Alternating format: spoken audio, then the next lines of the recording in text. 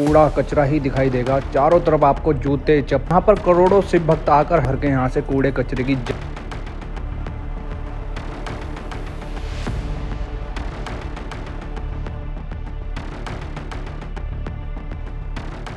कंधे पर कांवड़, जुबान पर बोल बम और मन में गंगा मैया के प्रति अटूट श्रद्धा।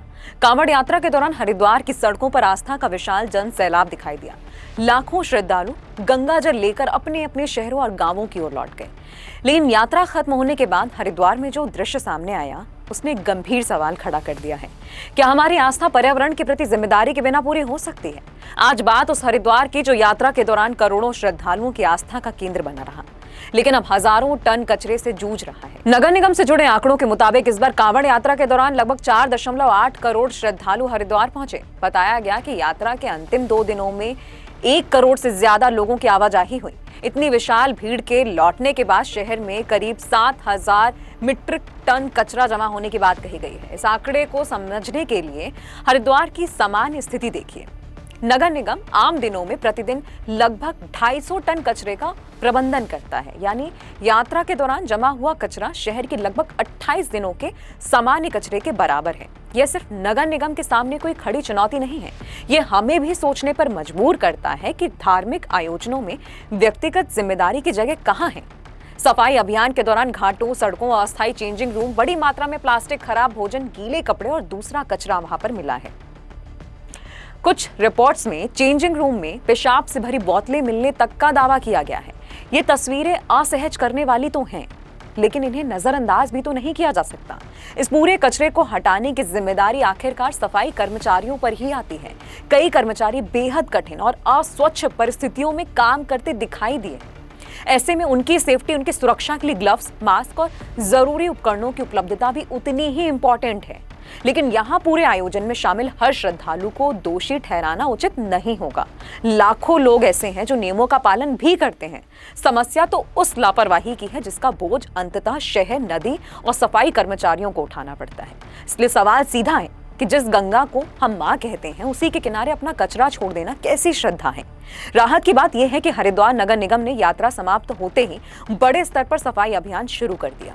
रिपोर्ट्स के मुताबिक 1100 से ज्यादा सफाई कर्मचारी और 80 से अधिक वाहनों को इस काम में लगाया गया है। 12 से 18 अगस्त तक विशेष सफाई अभियान चलाने की बात भी कही गई है।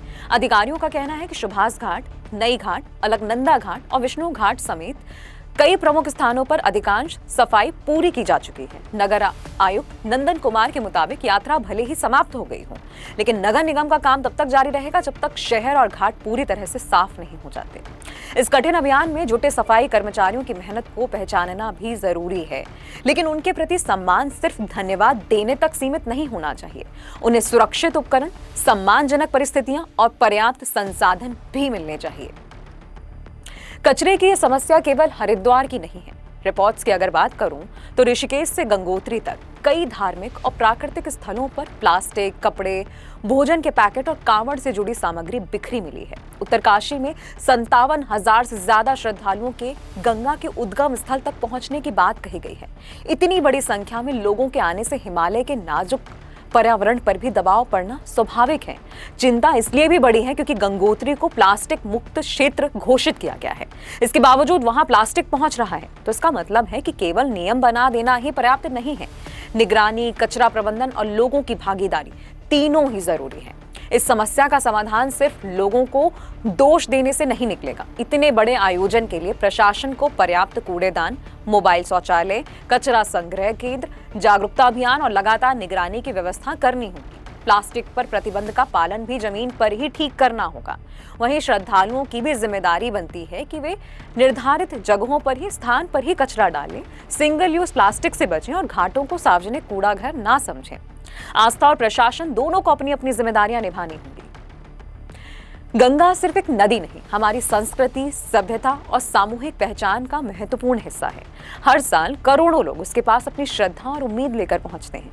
लेकिन अगर हमारी यात्रा के बाद नदी और उसके घाट पहले से ज्यादा गंदे रह जाएं, तो हमें अपनी धार्मिक और नागरिक जिम्मेदारी दोनों पर ही विचार करना चाहिए। आस्था का अर्थ केवल गंगा जल घर ले जाना नहीं हो सकता। गंगा और उसके किनारों को स्वच्छ छोड़ना भी उसी आस्था का हिस्सा होना चाहिए। उन हजारों सफाई कर्मचारियों को सलाम जो हमारी लापरवाही के बाद भी शहर और घाटों को स्वच्छ बनाने में जुटे हुए हैं। आपके मुताबिक ऐसे विशाल धार्मिक आयोजनों में सफाई की जिम्मेदारी कैसे तय होनी चाहिए? प्रशासन की, श्रद्धालुओं की या दोनों की? आपकी राय कमेंट में जरूर बताइएगा और इस वीडियो को शेयर कीजिए ताकि बात किसी धर्म या किसी एक यात्रा को निशाना बनाने की नहीं है, बल्कि आस्था के साथ जिम्मेदारी निभाने की हो। और ऐसी ही जमीनी और जरूरी खबरों के लिए जुड़े रहिए द फ्रीलांस मीडिया के साथ और मैं हूं आपके साथ सान्या। खबरों की स्वतंत्र आवाज सुनने और देखने के लिए सब्सक्राइब कीजिए TFM यानी द फ्रीलांस मीडिया।